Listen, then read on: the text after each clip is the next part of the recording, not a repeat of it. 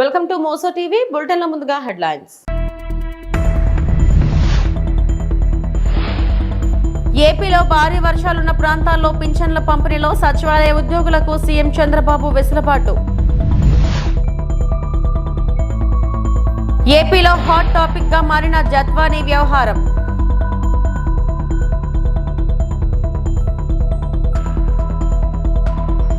Gudlavalleru engineering ఘటనపై ప్రత్యేక విచారణ అధికారిని నియమించిన ప్రభుత్వం.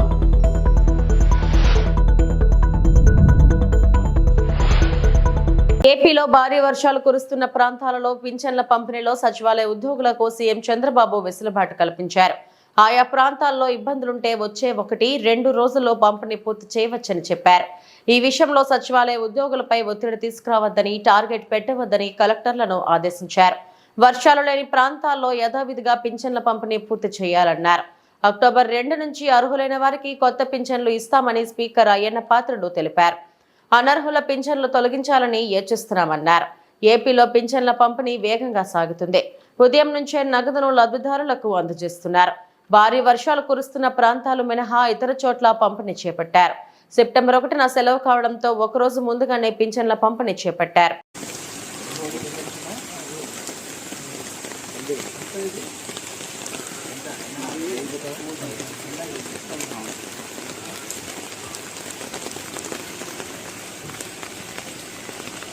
Okay sir.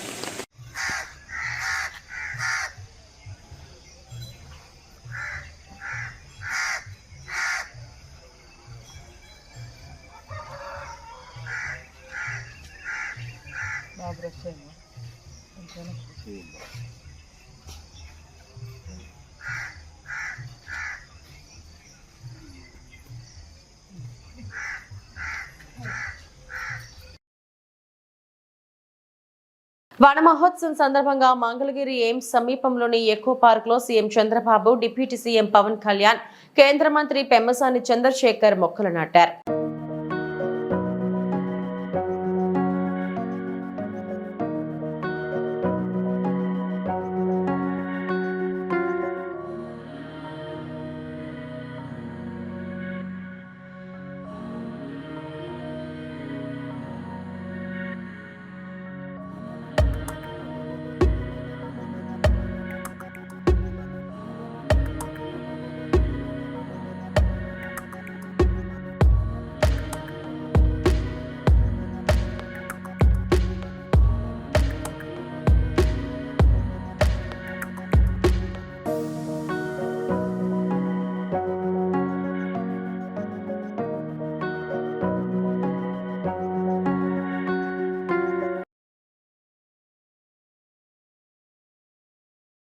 అనకాపల్లి పాయక్రపేట బృందావనం కాలనీలో పింఛన్ల పంపిణీ చేసిన హోంమంత్రి వంగలపూడి అనిత.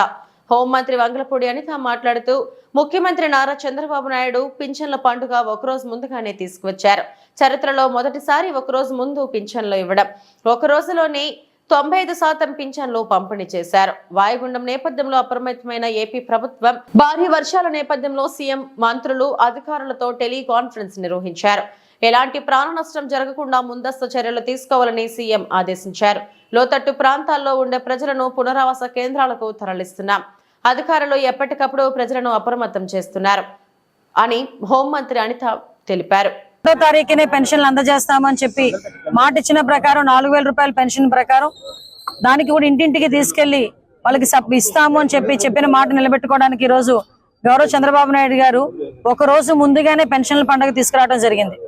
ఎందుకు ఈ మాట చెప్తున్నానంటే, 1వ తారీఖు ఆదివారం వచ్చింది. ఈ ఆదివారం పెన్షన్లు ఇవ్వడంలో మళ్ళీ అధికారులు, అదేవిధంగా ఎంప్లాయీస్ అందరూ కూడా మళ్ళీ ఇబ్బంది పడతారు. దీన్ని ఏం చేయాలి, 2వ తారీఖుకి మార్చాలా, ఏం చేయాలి అని చెప్పి తర్జన భర్జన పడే సమయంలో గౌరవ ముఖ్యమంత్రి గారి నోటి నుంచి వచ్చిన పదం 31ని ఎందుకు ఇవ్వకూడదు, పెన్షన్ అనేది ఒక రోజు లేట్ అవ్వకూడదు, కానీ ఒక రోజు ముందుగా ఇచ్చినా ప్రాబ్లం లేదు.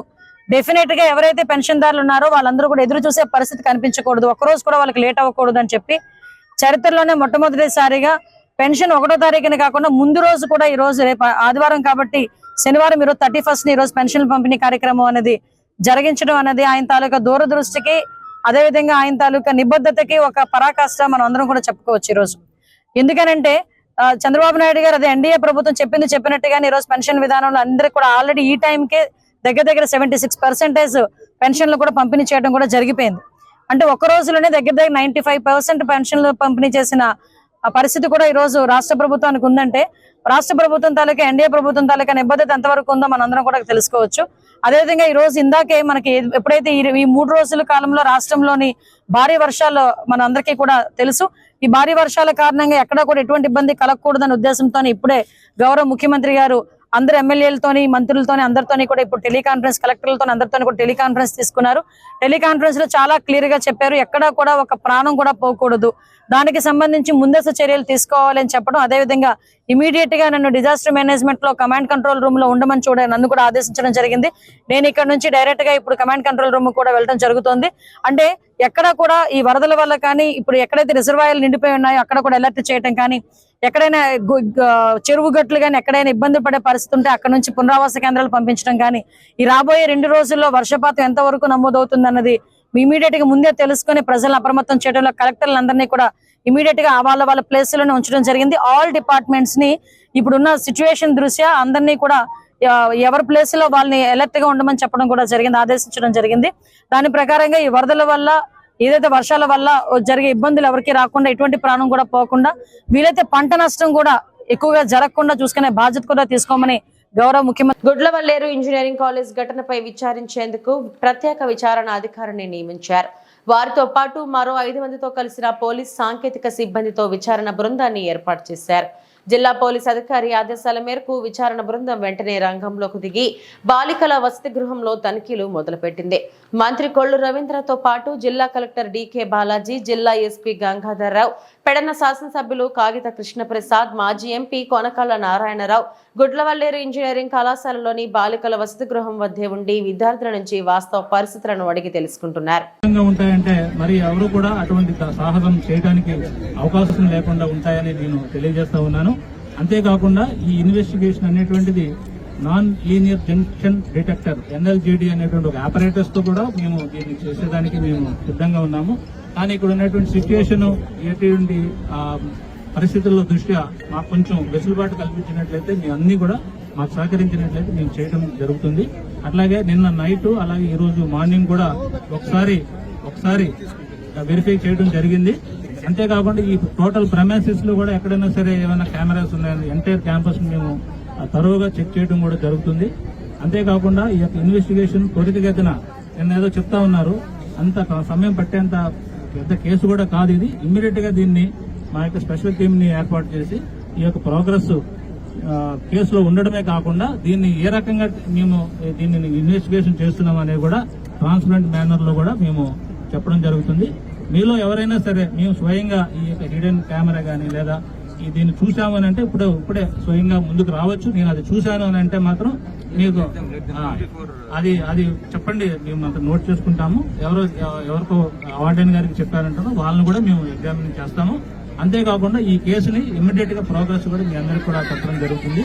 రాష్ట్ర ప్రభుత్వం దీన్ని ప్రత్యేకమైనటువంటి శ్రద్ధతో ఇమ్మీడియట్ గా టేకప్ చేసి నన్ను, కలెక్టర్ గారిని, అలాగే మినిస్టర్ గారు కూడా, అలాగే ఎమ్మెల్యే గారు, అలాగే వెంకటేశ్వర గారు వీళ్ళందరూ కూడా వచ్చారు. ఇదంతా కూడా మీ యొక్క కాన్ఫిడెన్స్ ని బిల్డ్ చేసేదానికి మేము మీ పక్క ఉన్నాము. ఏదన్నా అన్యాయం జరిగితే మీ అందరూ కూడా న్యాయం జరిగేదానికోసం మేము ఇక్కడ ఉన్నాము. నాకు కూడా ఆడపిల్లలే, ఈ వయసు ఉన్న వాళ్ళే, కాబట్టి మీరేమీ సందేహపడద్దు. నేను ఎట్లా రియాక్ట్ అవుతానో ఇక్కడికి వచ్చినటువంటి వీళ్ళందరికీ తెలుసు. నేను ఏదైనా ఒక ఉమెన్ ఇష్యూ ఏదైనా వస్తే నేను ఎంత త్వరితగతిన రియాక్ట్ అవుతాను అనేటువంటి ఇక్కడ ఉన్న ఎవరైతే వచ్చారో ఈ బీజేపీ మోర్చా వీళ్ళందరికీ కూడా తెలుసు. మీ అందరికీ కూడా న్యాయం జరుగుతుందని, 100% న్యాయం జరుగుతుందని, ఇక్కడ ఏ మాత్రం తాత్పరికం కానీ ఏమైనటువంటి ఇది కానీ లేకుండా మేము ఇన్వెస్టిగేషన్ చేస్తామని మీ అందరి ముందు ఈ యొక్క మీడియా సమక్షంలో మీ అందరూ కూడా హామీ ఇస్తున్నాము. దయచేసి మాకు ఇన్వెస్టిగేషన్ కోఆపరేట్ చేసినట్లయితే మేము దాన్ని ఇమీడియట్ గా తెలిసేదానికి అవకాశం ఉంది. So thank you one and all. చాలా ఓపికతో ఉన్నారు. చాలా ఇదిగా మీరు ఉన్నటువంటి గ్రీవెన్స్ ని మేము 100% అవగాహన చేసుకున్నాము. ఇది ఎక్కడ జరిగింది ఈ యొక్క ఇన్వెస్టిగేషన్. పిఠాపురం పురోహితిక అమ్మవారి ఆలయ సాంప్రదాయాలు మరింత ఘనంగా కొనసాగించిన స్థానిక ఎమ్మెల్యే, ఉప ముఖ్యమంత్రి శ్రీ పవన్ కళ్యాణ్. పూజలో పాల్గొన్న ప్రతి ఆడపడుచుకి చీర, గాజులు, పసుపు, కుంకుమ పంపిణీ చేసిన శ్రీ పవన్ కళ్యాణ్ సాంప్రదాయాలను గౌరవిస్తూ అమ్మవారి పూజలను వైభవంగా జరిపించి ఆడపడుచులకు కానుక అందించిన పవన్ కళ్యాణ్ మీడియాతో ఎమ్మెల్సీ శ్రీ పిడుగు హరిప్రసాద్.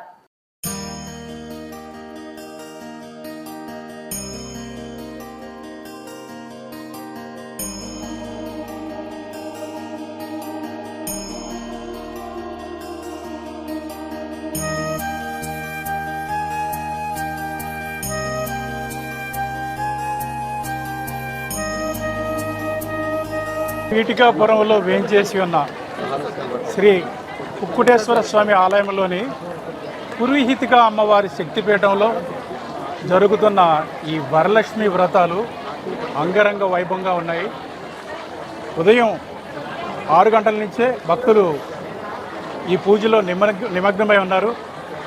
ఏటా ఒక శ్రావణ మాసంలోని ఒక శుక్రవారం నాడు స్థానిక ఎమ్మెల్యే గారు ఇక్కడ చీర, పసుపు, కుంకుమ ఆడపడుచులందరికీ ఇచ్చి ఈ కార్యక్రమాన్ని నిరంతరాయంగా కొనసాగే పరంపర ఇక్కడ ఒక ఆచారంగా ఉంది. ఆ ఆచారాన్ని, ఆ పరంపరను మన ప్రీతమ నాయకులు, ఉప ముఖ్యమంత్రి, స్థానిక ఎమ్మెల్యే శ్రీ పవన్ కళ్యాణ్ గారు కూడా ఘనంగా కొనసాగించండి.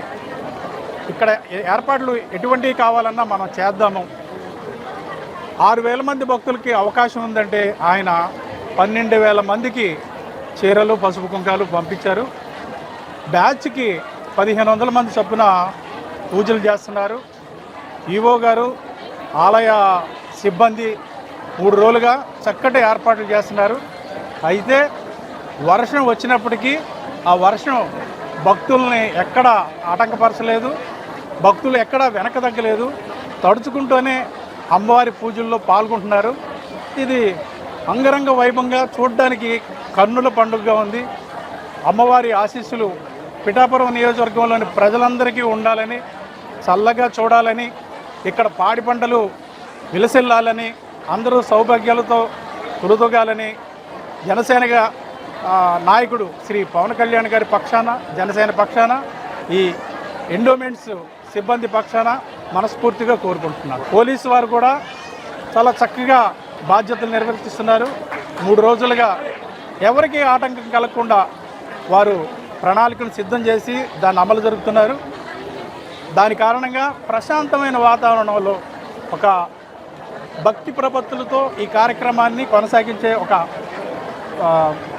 అవకాశం అందరికీ ఏర్పడింది. ఇక్కడికి వచ్చిన భక్తులందరికీ శిరస్సు వంచి నమస్కరిస్తున్నాం. మార్గదర్శి చిట్స్ కేసులో సిఐడి అప్పీళ్ల ఉపసంహరణ ఖచ్చితంగా క్విట్ ప్రోకో అని మాజీ మంత్రి అంబటి రాంబాబు ఫైర్ అయ్యారు. రామోజీ కుటుంబాన్ని, ఆయన సంస్థలను కాపాడడమే చంద్రబాబు లక్ష్యమని రాంబాబు, రామోజీరావు అనేక అక్రమాలకు పాల్పడిన వ్యక్తి అని, ఆర్థిక నేరస్తులని, వైట్ కాలర్ క్రిమినల్ అని అభివర్ణించారు. చంద్రబాబు కోసం రామోజీ సంస్థలు, రామోజీ సంస్థల కోసం చంద్రబాబు పనిచేస్తారన్న ఆయన ఇది ఖచ్చితంగా క్విట్ ప్రోకో కాదా అని సూటిగా ప్రశ్నించారు. ఆ క్విట్ ప్రోకోపై తప్పనిసరిగా న్యాయ పోరాటం చేస్తామని ప్రకటించారు. వైఎస్ఆర్సీపీ కేంద్ర కార్యాలయంలో మాజీ మంత్రి అంబటి రాంబాబు మీడియాతో మాట్లాడారు. చట్ట వ్యతిరేక కార్యకలాపాలకు పాల్పడుతున్నటువంటి రామోజీరావు గారిని, వారి సంస్థల్ని కాపాడి వారి మీద ఏం యాక్షన్ లేకుండా చూసుకుంటాడు. రామోజీరావు గారు, వారికి ఉన్నటువంటి తాబేదారులు అందరూ కలిసి చంద్రబాబు నాయుడు గారు అధికారంలోకి రావడం కోసం ప్రతిపక్షాల మీద, ఇవాళ వైఎస్ఆర్ కాంగ్రెస్ పార్టీ మీద, ఆ రోజున రాజశేఖర రెడ్డి గారి ప్రభుత్వం మీద, కాంగ్రెస్ మీద విషం కక్కే రాతలు రాస్తారు. మేము చాలా సందర్భాల్లో చెప్పాం, చంద్రబాబు నాయుడు గారు వస్తే డీబీటీ ఉండదు, డైరెక్ట్ బెనిఫిట్ స్కీమ్ ఉండదు, అంతా కూడా డీపీటీ ఉంటుంది, దోచుకోవటం, పంచుకోవటం, తినుకోవటం అనే కార్యక్రమం ఉంటుందని చెప్పాం. కానీ ప్రజలు ఎందుకో కొంత పర్సంటేజ్ నమ్మక తెలుగుదేశం పార్టీకి, కూటమికి ఓటు వేశారు. వాళ్ళు అధికారంలోకి వచ్చారు. ఇప్పుడు పథకాలన్నీ పక్కన పెట్టేశారు, డీబీటీ పక్కన పెట్టేశారు. ఇప్పుడు డీబీటీకి దోచుకో, పంచుకో, తినుకో అనే కార్యక్రమానికి తెరలేపేటటువంటి సంఘటన ఇది చోటు చేసుకుంది. చాలా అన్యూజువల్, బహుశా ఎవరు ఊహించరు. ఇక్కడ కొన్ని విషయాలను మీ ద్వారా ప్రజలకు తెలియపరచవలసినటువంటి బాధ్యత మాకుంది. ఎందుకంటే రామోజీరావు గారు అంటే ఏదో రాజశేఖర రెడ్డి గారి కోపమనో, జగన్మోహన్ రెడ్డి గారి కోపమనో, ఆయన మీద కక్ష సాధించటం కోసమే ఈ కార్యక్రమాలన్నీ మేము చేస్తున్నామనేటువంటి వాదనలు కోకొల్లులుగా వినిపిస్తారు. అప్పుడు రాజశేఖర రెడ్డి గారు మార్గదర్శి ఫైనాన్స్ మీద చట్టపరమైనటువంటి చర్యలు తీసుకున్నప్పుడు కూడా అనేకమైన కథనాలు వినిపించే ప్రయత్నం చేశారు. మీడియా మీద దాడి అన్నారు. రామోజీరావు మీద కక్షతో చేస్తున్నారనేటువంటి మాటలు మాట్లాడారు.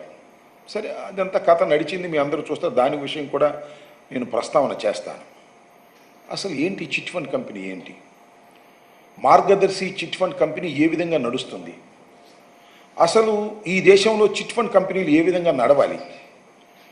1982 చట్టం ప్రకారం, చిట్ ఫండ్ యాక్ట్ ప్రకారం, రిజర్వ్ బ్యాంక్ ఇచ్చేటువంటి చిట్ ఫండ్ యాక్ట్ ప్రకారం చిట్ ఫండ్ కంపెనీ నడవాలి, నడిచి తీరాలి. నడవకపోతే అవి చట్ట వ్యతిరేకంగా వాటిని డిక్లేర్ చేసి క్లోజ్ చేసినటువంటి సందర్భాలు ఉన్నాయి. రామోజీరావు గారు పెట్టినటువంటి మార్గదర్శి చిట్ ఫండ్ కంపెనీ అనేది చట్టపరంగా నడుస్తుందా లేదా? నడవటం లేదు. త్వరగా ఎంక్వైరీ చేసిన తర్వాత సిఐడి అందరినీ విచారించిన తర్వాత ఒక నిర్ణయానికి వచ్చింది, సాక్ష్యాధారాలను సేకరించింది. చిత్రం ఏంటంటే, ఒక చిట్ ఫండ్ కంపెనీ నడిపేటప్పుడు ఒక చిట్టుని మనం ఫ్లోట్ చేసినప్పుడు, ₹1 కోటి చిట్టును మనం ఫ్లోట్ చేస్తాం. ఫ్లోట్ చేసినప్పుడు దానికి ఒక ప్రత్యేకమైన అకౌంట్ పెట్టాలి. ఆ అకౌంట్లో ఈ చిట్టు వసూలు చేసిన డబ్బులు ఆ అకౌంట్లో వేయాలి.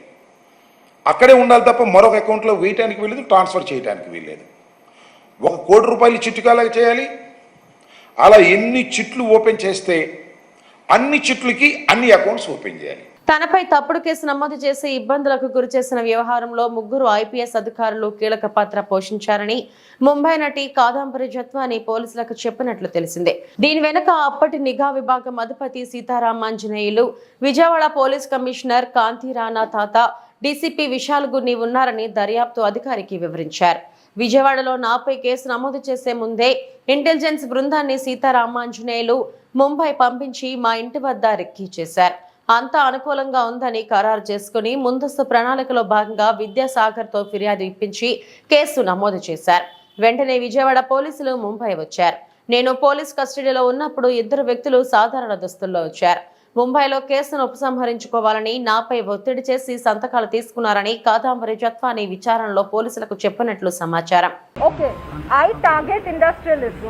Who has a case on me, or whom do I have a case on other than this Bombay case that I am talking about? If I have friends in high places, if I am connected in high places, if I have friends that are rich and wealthy and are industrialists, does that make me a cheater? Okay, you are jealous. Vidya Sagar in question is particularly jealous of me because I rejected his marriage proposal in 2015 because I discovered he is a big time womanizer and he's like everything is on paper, on his divorce papers, and he has criminal cases. Despite him having lured me with expensive gifts, he still faced rejection. That's why he is having a lot of grudges and anger, hatred, the hatred of rejection against me, and he is jealous that I have rich friends while he got rejected by everyone. He can't take it. Case against this also, there was no criminal case against Malav Dani. Malav Dani did not file any criminal case against me. What is this hullabaloo about? Why are they so hell-bent on character assassinating me?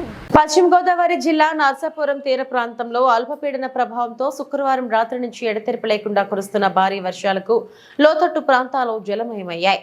Mogalthur మండలంలోని ముత్యాలపల్లి ప్రాంతంలో 216 జాతీయ రహదారిపై పలుచోట్ల మోకాల లోతు నీరు ప్రవహిస్తుంది.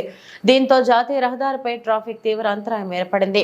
ఇటు నర్సాపురం పట్టణంలోని Ponnapalli, Chalavapeta main road, railway station ప్రాంతాలు నీట మునిగాయి. పలు గ్రామాల్లో పంట పొలాలు నీట మునిగి చెరువుల్ని తలపిస్తున్నాయి.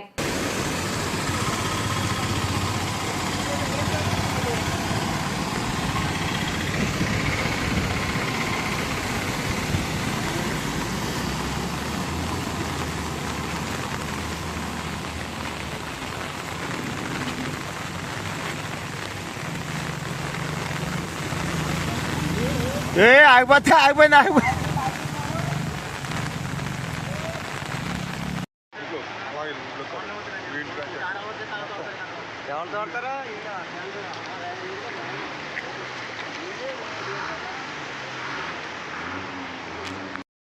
అది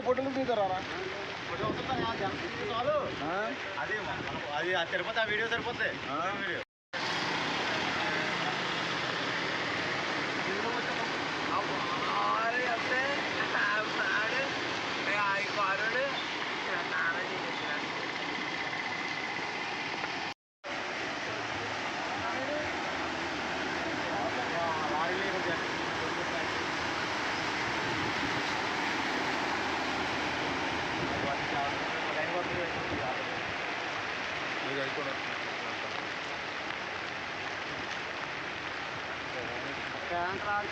నూజివీడులో వర్షం ఉగ్ర రూపం. ఏలూరు జిల్లా నూజివీడు మండలం నూజివీడులో ఎడతెరప లేకుండా కురుస్తున్న భారీ వర్షాల కారణంగా నూజివీడు రహదారులకు ఇరుపక్కల ఉన్న మురికి కాలువలు పొంగి రోడ్లపైకి రావడంతో ఇబ్బందులు పడుతున్న నూజివీడు వాసులు.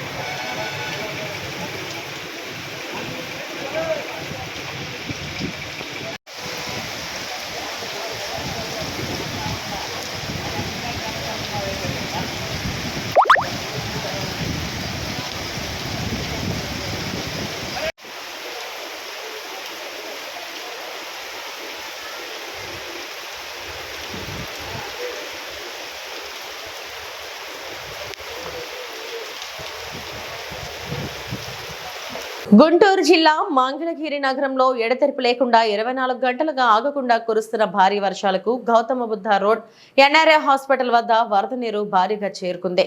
ఈ నేపథ్యంలో వాహనదారులు, పాదచారులు ఎన్ఆర్ఐ హాస్పిటల్ కు పేషెంట్లకు నానా ఇబ్బందులకు గురవుతున్నారు.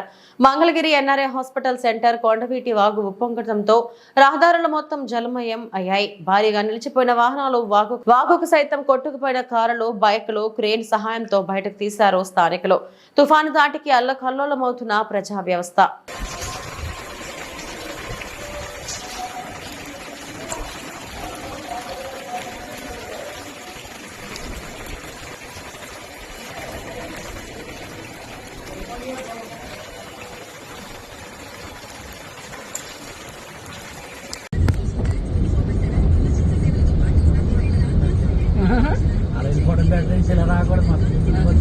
అదే అటువైపు వెళ్ళు, ఎక్కడైనా ఇంక ఇదే సిచ్యువేషన్. ఎటువైపు వెళ్ళినా బాబు ఎంత బాధపడింది.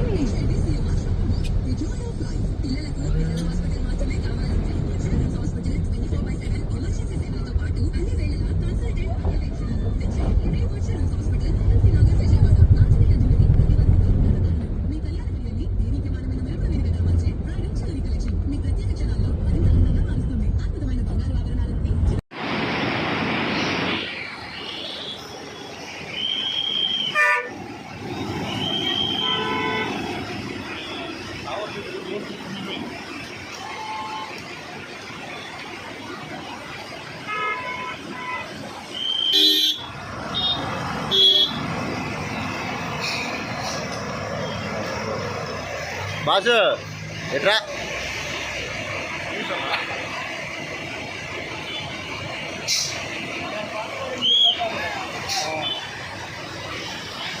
మనోడు ఎందుకు ఎంత అంచంటే వెళ్తున్నాడు, ఎందుకు దెంగుతాడు.